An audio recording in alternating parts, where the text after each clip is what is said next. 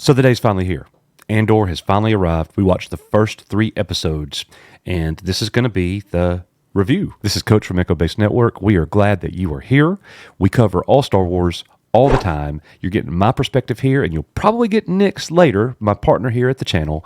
He'll do the same thing later and offer a much different perspective, so that will be good. You don't really have to worry about spoilers because we really didn't find out anything. And don't be triggered by the thumbnail. Even though I think it's a 7 out of 10 overall right now, I think there's lots of room for this thing to go up and possibly make it to an 8 or even a 9 as we get going, to be explained in this video. Well, first of all, right out of the gate, the biggest criticism that I have about Andor is the time that Disney decides to drop it. Yesterday was my birthday. I turned 43 years old. And what does Disney do?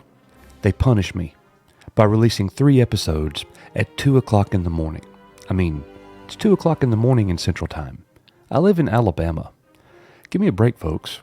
We just got electricity like 10 years ago in this state. And now they're making me get up at 2 o'clock in the morning to do this. I'm not a farmer. Well, with that being said, it's definitely a challenge to get up and watch something that early in the morning.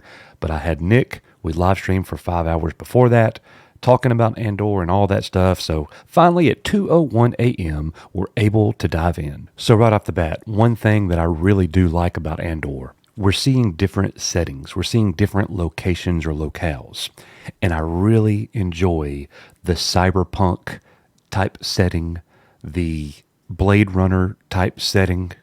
I love those lived in worlds where you've got the neon lights in the dirty streets, and you got all the underworld kind of things. And I use that word on purpose because do you remember the project that was canceled several years ago by George Lucas when he owned Star Wars Underworld? We get that feel, the feel that I think we would have gotten in Star Wars Underworld, and I like that. Something else I want to say about the show, Cassian Andor himself, Diego Luna, is A+, absolutely fantastic in these 3 episodes. I can't give any criticism to his performance. He nailed it. So those of you who like biology and science, there was never any type of asexual reproduction that we know of. People didn't just have babies out of thin air. We know what was going on. And in Andor, for the very first time, they make sex apparent. The lady shows up, knocks on the door. I'm here for that. And then the camera pans over. It shows the love nest in the back of the room. It's like, Ray's boom boom room, let's go. And they went. And then the boyfriend, who has a super beautiful girl knocking on his door, coming over to the house, does something that he should never do, betrays her pretty much, and then he gets himself, well, never mind.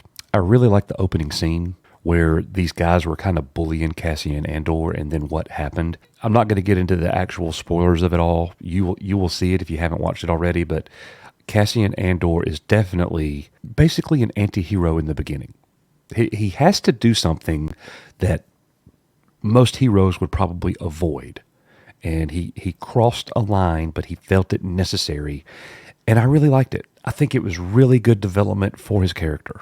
The little garbage can droid B that could actually talk like we're talking now. So cool. I, for one, am appreciative of the fact that this droid is able to have dialogue that you can understand, and he's not beeping like R2-D2. Makes you wonder why the Republic didn't do that with their astromechs. We keep going back to the parts where Cassian Andor was a child, and they're playing his backstory. He was part of a tribe. They speak a language we can't understand, and for whatever reason, Lucasfilm does not want us to know what they're saying because it's just, chatting indigenous language on the subtitles. Turning on subtitles offers no help on this. We don't know what they're saying, so you kind of have to gather what they're saying. Obviously, they're a very primitive group. They've got blow darts. It had a very Raiders of the Lost Ark feel to it. So anyways, pretty neat there. Cassian Andor has a friend that works at a mining facility that hangs his gloves up on the walls like everybody else, and the friend gets him out of trouble, and Cassian Andor sees him 2 or 3 times and Hopefully we're going to see this friend again later, and he's going to have some type of something to do with the story moving forward, and he's not there just for the beginning of this thing because he really was irrelevant. So the show has a very important character called Bix, and Bix is the girl that I just mentioned previously that showed up at her boyfriend's house and all that kind of stuff. So Bix, it wasn't really clear to me in the beginning, is she Cassian Andor's little sister? Are they cousins? Are they just from the same tribe, the same group of people? That was never really explained, but they do have a bond, if you will, and I really do like the character. She's kind of in it with Cassian Andor with the whole living a secret kind of life, doing secret things, espionage type things, if you will, I suppose. So it's going to be interesting to see what happens with her character moving forward. So there's a murder. 2 officers are dead, and these guys work underneath the Empire, I suppose. And there is an investigation happening. And that's really the premise of these first 3 episodes. They are searching after Cassian because he's the one that pulled the trigger. So anyways, it's going to be interesting to see what exactly happens there. They are on mission. They are out looking for Cassian Andor in this investigation. They basically narrow it down. They get a lead from somebody that lets them know this is the person that you need to go find. Cassian has something of great value that he had from when he was young, that he stole or whatever, and Stellan Skarsgård shows up. He plays the character Luthen Bale. And he does an outstanding performance. Great job by him. He sees the promise in Cassian, and he basically, at the end of episode 3, I'm jumping ahead to the end, he basically recruits Cassian, seeing his gifts and his talents, to come and help him, and he's going to train him up in the ways of, not the Jedi, espionage. They really did a cool thing at the end of episode 3 where it shows Cassian being rescued as a young boy, and then it showed him being rescued as an adult. And really, really neat. They ratcheted up the tension in that scene and taking us back and forth. And it was really, really neat. Now, I did like, the cinematography is really excellent on this show. The sound is really excellent on this show. The acting is top notch. It is a very good show. Now, a couple things about it, though, and you're going to hear everybody else say this.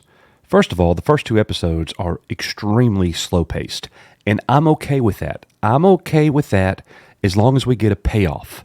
There has to be a payoff for that much exposition and backstory and what all is happening to set the stage. If they do that, then the 7 rating that I give the show is going to increase to something better. Another thing that I criticize a little bit at this point is that it's a Star Wars show, but it doesn't necessarily feel like a Star Wars show. Where's the actual Empire? Where are the stormtroopers? Where's the TIE fighters? Where's all the Empire stuff that you see in the trailers? I know that it's coming, but in the first 3 episodes, we see none of that. Now, here's what I do know.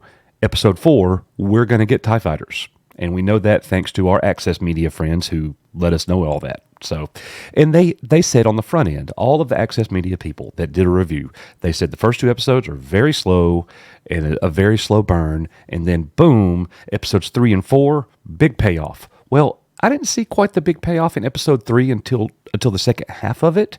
So I'm assuming episode 4 is going to be action basically most of the way through. And it's going to be Cassian arriving with what's going to be the rebellion. And I'm really looking forward to seeing that. That being said, we're a Star Wars channel. We love Star Wars. We're here because we love Star Wars. You're here because you love Star Wars. And this doesn't feel like a Star Wars show. And if it wasn't a Star Wars show, if this was a Bourne show, I'm not sure I would continue to tune in. I would have watched, and I would have the same feelings that I have right now, probably. And I'm not sure I would have seen enough to grab me. However, this is Star Wars, so I'm going to stay the course. I'm going to continue to watch, and I really think it will grab me and pull me in probably in the next episode. That's what I'm hoping. It needs to do that.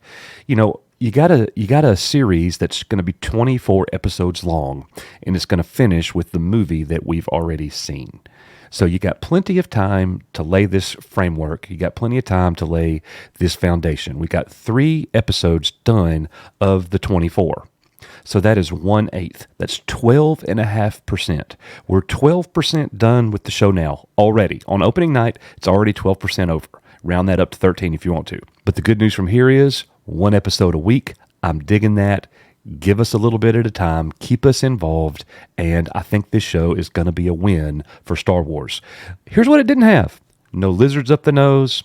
No Pee Wee Herman Vespa bikes. No dancing in the desert. No riding a Rancor. And Darth Vader didn't get his butt handed to him. So that in itself is a win. There was nothing that was painful to watch. Nothing that had me going, Star Wars, why are you doing this to me? Except for the whole 2 o'clock thing, of course. Anyways, guys, let me know in the comments what you think about Cassian Andor first 3 episodes.